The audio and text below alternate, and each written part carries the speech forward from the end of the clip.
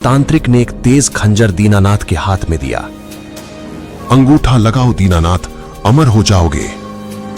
जैसे ही दीनानाथ कागज पर अंगूठा लगाने वाले थे, मंदिर का पुजारी शंख बजाते हुए अंदर आया। शंख की आवाज से रेशमा चीखने लगी, उसकी खाल जलने लगी। दीनानाथ का सम्मोहन टूटा। उन्होंने सामने देखा तो रेशमा की जगह एक भूतनी खड़ी थी।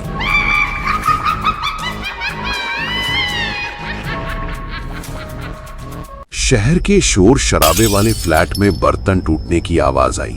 70 साल के दीनानाथ गुस्से में थर थर कांप रहे थे। सामने उनका बेटा अमित और बहू किरण सर झुकाए खड़े थे। बस बहुत हुआ, 3 साल से तेरी पत्नी की गुलामी कर रहा हूँ। मेरी पत्नी मर गई तो क्या मैं भी अपाहिज हो गया? मुझे नहीं चाहिए तुम्हारी ये खैरात की रोटी। बाबूजी, किरण ने माँ की दिन रात सेवा की थी। आज आपको नाश्ता देने में बस थोड़ी देर हो गई। आप इतना क्यों भड़क रहे हैं? दवाई नहीं, जहर दे रही है मुझे, ताकि मेरी पेंशन और गांव की जमीन तुम लोगों के नाम हो जाए। आज ही अपना बोलिया बिस्तर बांध रहा हूँ। मैं अपने पुरखों की हवेली काला पत्थर जा रहा हूँ, वहीं चैन की मौत मरूंगा। दीनानाथ ने किसी की नहीं सुनी। वे टैक्सी में बैठे और शहर की सुख सुविधाओं को पीछे छोड़ अपने वीरान गांव की ओर चल दिए। उन्हें नहीं पता था कि वहां मौत उनका इंतजार कर रही थी। गांव की हवेली धूल से अटी पड़ी थी। केयरटेकर गफूर, जिसकी उम्र भी 60 के करीब थी, हाथ जोड़कर खड़ा था। उसके पीछे एक साया था, 20 साल की रेशमा। नीली आंखें, संगमरमर जैसा रंग और होठों पर एक ऐसी मुस्कान जो किसी का भी ईमान डगमगा दे। हुजूर, आप आए, हवेली धन्य हो गई।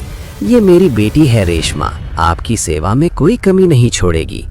शुरुआत के कुछ दिन सामान्य रहे, लेकिन धीरे धीरे दीनानाथ के कमरे से हंसी की आवाजें आने लगी। रेशमा ने दीनानाथ के पैरों की मालिश करना और उनके सफेद बालों में तेल लगाना शुरू कर दिया। एक रात रेशमा ने पीतल के गिलास में एक गाढ़ा काला काढ़ा दिया। इसे पी लीजिए दादाजी, आपकी थकान मिट जाएगी। और हाँ, अब मैं आपको दादाजी नहीं बुलाऊंगी, बुरा लगता है। आप तो अभी भी कितने जवान दिखते हैं। दीनानाथ ने काढ़ा पिया। जैसे ही तरल उनके गले से उतरा, उनकी आंखों के सामने अंधेरा छा गया। उन्हें लगा जैसे उनकी मृत पत्नी उनके सामने खड़ी है, लेकिन चेहरा रेशमा का था। रेशमा, तू कितनी अच्छी है। मेरा बेटा बहू तो कसाई थे, तू ही मेरी असली वारिस है। महीनों बीत गए। अमित को शहर में खबर मिली कि उसके पिता ने बैंक से अपनी सारी एफडी तोड़वा ली है और रेशमा के नाम पर एक महंगी कार खरीदी है। अमित घबराकर गांव पहुंचा। हवेली का नजारा बदला हुआ था। दीनानाथ रेशमी कुर्ते पहने इत्र लगाए बैठे थे। रेशमा उनके बगल में सोफे पर बिल्कुल चिपक कर बैठी थी। बाबूजी, ये क्या तमाशा है? ये लड़की आपकी पोती की उम्र की है। आप इसके इश्क में पड़ रहे हैं। आप पागल हो गए हैं क्या? जबान संभाल कर बात कर अमित। रेशमा ने मुझे वो प्यार दिया जो तुमने कभी नहीं दिया।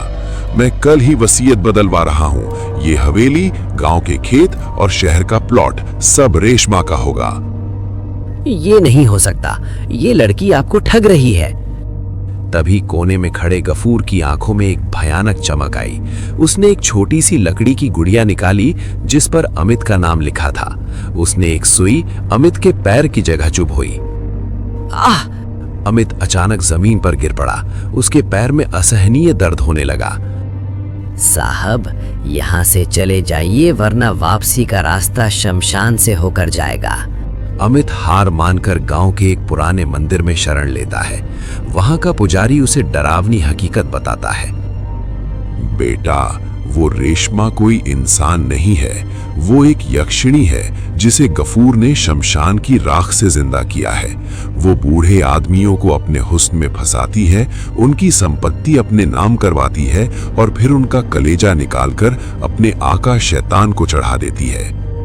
अमित को विश्वास नहीं हुआ तो पुजारी ने उसे एक अभिमंत्रित काजल दिया। इसे लगाकर आज रात हवेली की खिड़की से देखना। रात के 2 बजे अमित ने काजल लगाया और हवेली के पीछे पहुंचा। जो उसने देखा उससे उसका खून जम गया। हवेली के आंगन में एक हवन कुंड जल रहा था। रेशमा भूतनी के रूप में नाच रही थी और दीनानाथ सम्मोहित अवस्था में उसके पास ही खड़े थे। अबू, भूख लगी है। वसीयत पर अंगूठा लगते ही इस बूढ़े का मांस मेरा होगा। बस कुछ देर और, जैसे ही ये कागजों पर खून का निशान लगाएगा, इसका कुल हमेशा के लिए खत्म हो जाएगा।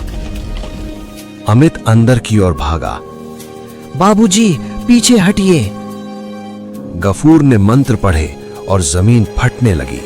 मिट्टी के अंदर से कंकाल निकलने लगे, जिन्होंने अमित को जकड़ लिया। तांत्रिक ने एक तेज खंजर दीनानाथ के हाथ में दिया। अंगूठा लगाओ दीनानाथ, अमर हो जाओगे। जैसे ही दीनानाथ कागज पर अंगूठा लगाने वाले थे, मंदिर का पुजारी शंख बजाते हुए अंदर आया।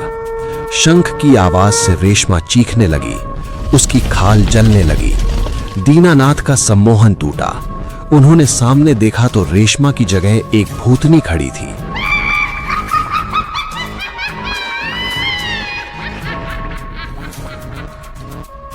हे भगवान, मैंने क्या किया? अमित, मुझे बचाओ। रेशमा ने अपने लंबे नाखून दीनानाथ के सीने में गाड़ दिए। तू मेरा भोजन है, तू कहीं नहीं जा सकता। तभी कमरे की खिड़की से एक सफेद साया अंदर आया। वो दीनानाथ की मृत पत्नी की रूह थी। उसने रेशमा के चेहरे पर प्रहार किया। दो रूहों के बीच भयानक युद्ध होने लगा। कमरा कांप रहा था, दीवारें गिर रही थीं। पुजारी ने चिल्लाकर कहा, अमित, उस तांत्रिक की गुड़िया जला दे। अमित ने गफूर के झोले से वो लकड़ी की गुड़िया निकाली और हवन कुंड में फेंक दी। जैसे ही गुड़िया जली, गफूर के शरीर में आग लग गई। वो जलते हुए चिल्लाया और राख बन गया। गफूर के मरते ही रेशमा का शरीर भी धुएं में बदल गया। हवेली मलबे का ढेर बन चुकी थी।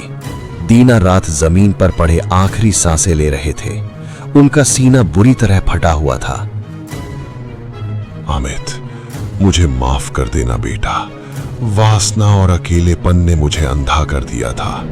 मैंने अपने ही परिवार की जड़ें काट दी। बाबूजी, आप चुप रहिए, मैं आपको शहर ले जाऊंगा। नहीं, मेरी पत्नी मुझे बुला रही है। इस हवेली के साथ मेरा पाप भी दफन हो जाएगा। दीनानाथ ने दम तोड़ दिया। अमित रोता हुआ बाहर निकला। 1 साल बाद अमित शहर में अपने परिवार के साथ है। उसका छोटा बेटा खिलौनों से खेल रहा है। अचानक बच्चा रुकता है और खाली कोने की तरफ देखकर मुस्कुराता है। नमस्ते दादाजी, आप कार के साथ क्यों खेल रहे हो? अमित और किरण के हाथ से चाय का कप गिर जाता है। वे कोने की तरफ देखते हैं। वहां कोई नहीं है, लेकिन जमीन पर एक पुरानी धूल भरी वसीयत पड़ी है, जिस पर अभी भी ताजा खून का एक निशान है।